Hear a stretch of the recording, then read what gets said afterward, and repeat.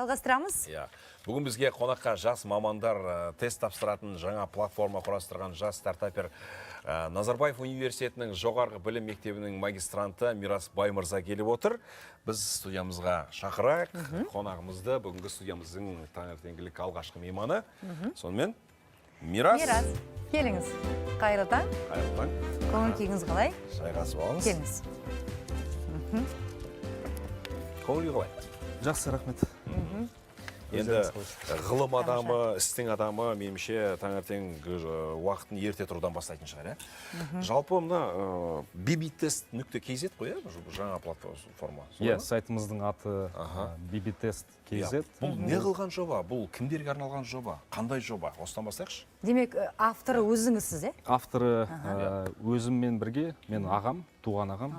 Екеуміз фамилиямыз Баймырза болғандықтан, Баймырза деп, BB деген мағынада сол bbtest.kz деп атаған болатынбыз. Бұл тестті кімдер тапсырады?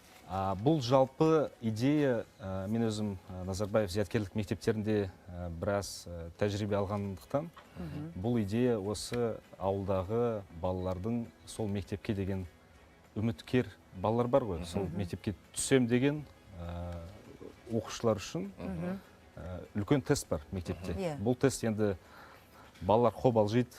Бұл кәдімгідей андай ұлттық бірыңғай тестілеу сияқты, өте сондай қиын, күрделі тест. Сәт деген бөлек қой, ол бөлек. Сондықтан осы идеямыз содан бері келе жатыр. Яғни бұл оқушыларға деген бір көмек, бұл оқушыларға деген бір жеңілдік сияқты. Үйден отырып тапсыра алады. Үйде отырып тапсыра алады. Бұған тестқа кіру үшін қандай шарттары бар? Үйде отырып. Үйде интернет болса, компьютер, немесе тіпті смартфонның өзі жеткілікті. Болды. Басқа ештеңе қажет емес. Сіздердің сайтқа кіреді, тест тапсырып бастай береді. Әлде тіркеліп, оған бір тіркелу үшін бір төлейді. Тіркелу қадамы бар, бұл өте жеңіл, 1-2 секундтай мүмкін. Әзірге бұл сіздердің осы жаңа жобаны кімдер пайдаланып үлгерді? Жоба жалпы қолданысқа енді ма қазір? Әрине.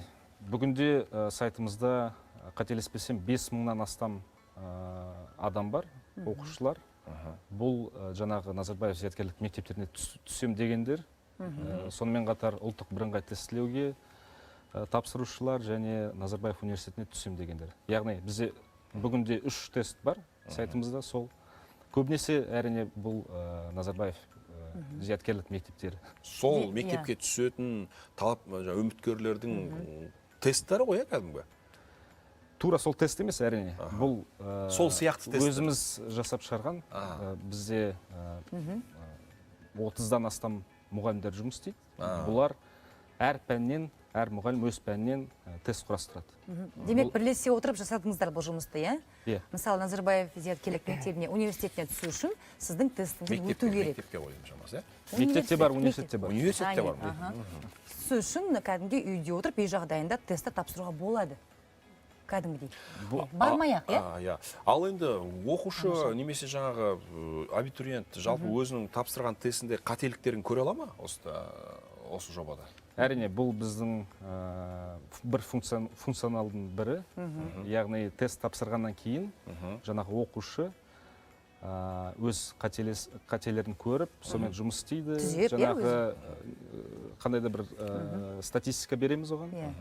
Мысалы, сен математика тапсыратын болсаң, сенің статистика бөлімі төмен немесе проценттерді түсінбейсің деген сондай жаңағы отчеттарды береміз.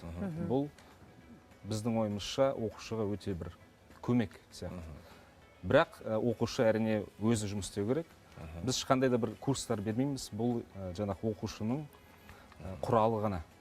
Яғни оның өзінің ынтасы болу керек, жұмыс істеймін деген ынтасы болу керек. Үйде отырып әке-шешесімен немесе мұғалім болса, солармен бірге отырып жұмыс істей алады. Жаңа Мирас өзіңіз айтып қалдыңыз ғой, біз бауырымыз екеуміз осы жобаны қолға алдық. Жалпы адамға бірінші идея келеді, одан кейін оны жүзеге асыратын жаңа қадамдарды бастайды.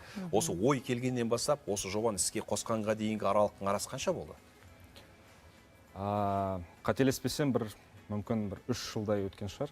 Пісіп, жетіліп. Мен бір кітапта оқығаным бар, идея 10 жылға дейін бару мүмкін, немесе 1 аптада келу мүмкін. Соларға.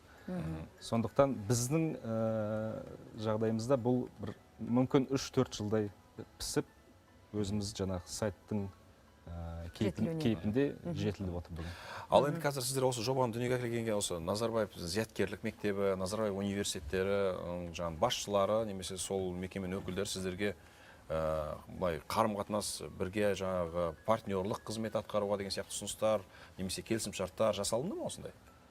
Мына жобаларыңыз нағыз бізге арналған жоба екен, бізге келетін оқушылар мен студенттерге арналған платформа деген секілді. Бұл енді бүгінге ешқандай ұсыныс болған жоқ. Дегенмен Мүмкін олар білмейтін шығар, бұндай нәрсе бар екен деген. Мүмкін білмейтін де шығар. Дұрыстап сөйлесу керек шығар, иә? Онда сіздерге демек бару керек қой жаққа. Бұл енді бір жағынан коммерция болғандықтан, мүмкін олардың бұған қарым-қатынас басқалай болуы мүмкін. Біз оны сұрамадық та өзіміз, сондықтан біз де білмейміз олардың. Ендеше қымбатты осы мектеп өкілдері сіздердің енді мүмкін естімеген шығарсыздар, осындай Назарбаев зияткерлік мектебіне және университетіне түсуші талапкерлер мен жаңағы оқушыларға осындай жаңа платформа дүниеге келген екен. Біз енді Мирас өзіңді құттықтаймыз. Бұл жағында біздің жастарымызды ынталандыратын, біздің өз арамызда да осындай жігіттердің бар екендігі бізді қуантады. Тек қана сәттілік тілейміз. Ал енді қазір осы жобаның қандай артықшылықтары немесе өздеріңіз жасап қолданысқа енгізгеннен кейін қандай да бір кемшіліктерін, жетіспейтін тұстарын аңғардыңыздар ма өздеріңіз? Енді артықшылығы, бұның негізгі артықшылығы біз өзіміз жаңағы халықаралық методиканы түсінгендіктен, жаңағы тест саласында тестті қалай құрастыру керек, оны қалай статистикалық, психометрикалық анализдері бар. Соның барлығын біз сайтқа енгізіп қойғанбыз. Соның ең бірден бір артықшылығы деп санаймыз. Себебі ондай сайт көп болуы мүмкін, бірақ та тесттің сапасын көтеретін, тесттің сапасын жаңағыдай қарап отыратын бір өзінің жүйесі бұл бізде бар. Сонымен қатар жаңағы өзім айтқандай оқушыларға ақпарат береміз. Оның қай тұстары дұрыс, қай тұстары дұрыс емес деген сияқты. Басқа да артықшылығы бұл сайттың өзінің жеке серверда болғандықтан бұл ешқандай неге байланысты емес, жаңағы перегрузка деп жатады, ондай болуы мүмкін емес, себебі тек қана интернет керек, әрине. Интернет болмаса ол ашылмайды. Ал енді кемшілігіне келсек, әрине әр жобаның кемшілігі болады, бұны біз аңғарып жатырмыз, бірақ та дер кезінде уақытында оны байқап. Өзіңіз мамандығыңыз қандай? Қай саладан?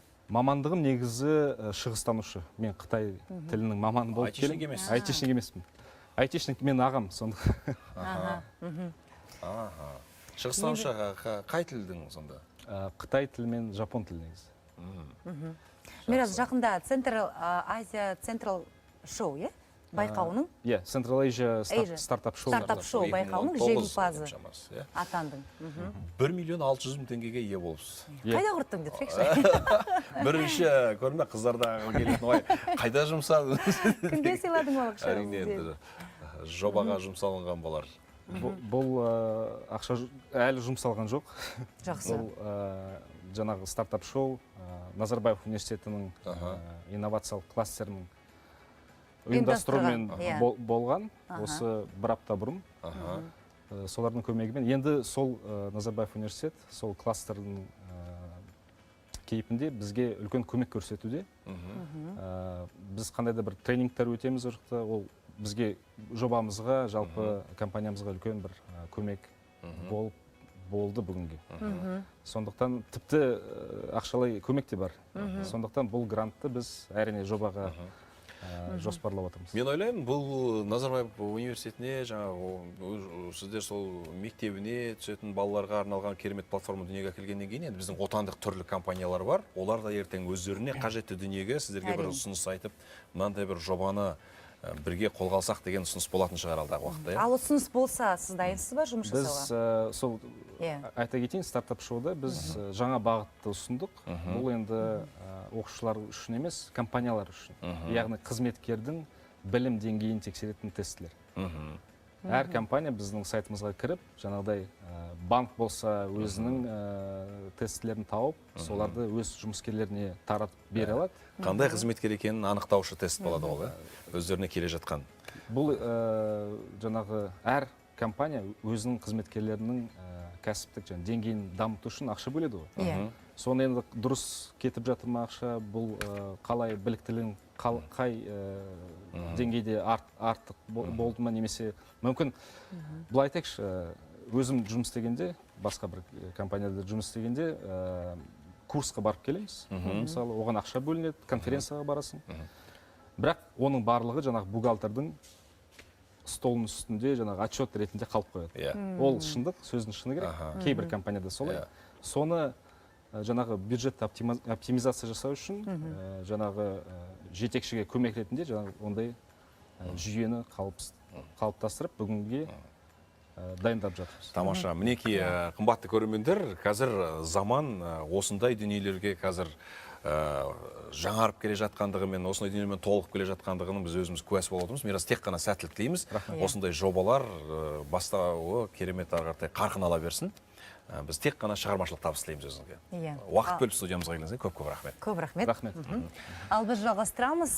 Жер шары біздің үйіміз екені даусыз, десе де осы бір мекенде тіршілік етуге қолайсыз. Тіпті мүмкін